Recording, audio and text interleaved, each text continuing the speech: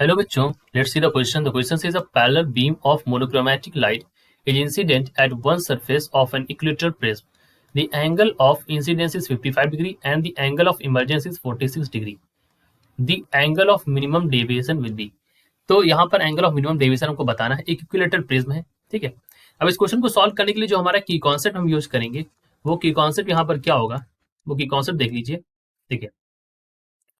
ये हमारा मान लीजिए यहाँ पर इस तरह से प्रिज्म है, इक्विलेटर प्रिज्म है। मतलब इक्विलेटर प्रिज्म क्या होता है, जिसमें कि सभी जो एंगल हो वो 60-60 के बन जाए। मतलब इस तरह से इक्विलेटर प्रिज्म हमारा होता है, सारे एंगल्स बराबर है। अब यहाँ से रे ऑफ लाइट जा रही है ना, इस तरह से, ठीक है। और यहाँ से कहीं से जाकर के इमेज इमर्ज होगी, ठीक।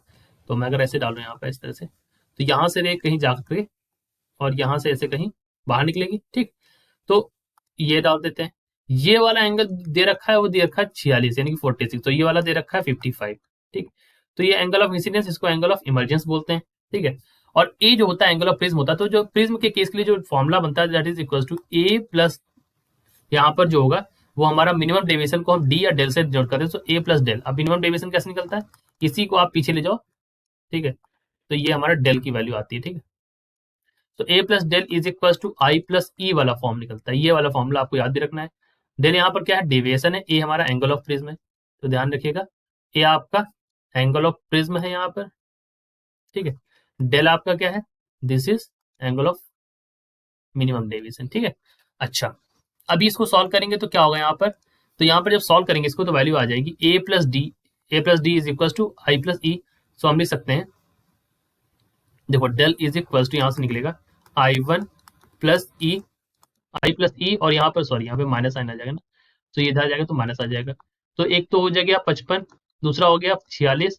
यहाँ पर एंगल ऑफ प्रिज्म दे रखा है 50, क्योंकि इक्विलेटर प्रिज्म है तो हर एंगल क्या होगा, 50 का होगा यहाँ पर इक्विलेटर प्रिज्म के लिए। सॉल्व कर लेंगे आप इसको, तो ये हो जाएगा 46 माइनस 5, यानी कि यहाँ पर आ जाएगा 41 डिग्री। तो this is the value of del over here, ठीक है, 41 डिग्रीज, ठीक है। तो अब मिनिमम जो डेविएशन होता है, एंगल ऑफ मिनिमम डेविएशन जो होगा, ठीक है, वो उसकी जो वैल्यू होगी वो इससे कम होगी।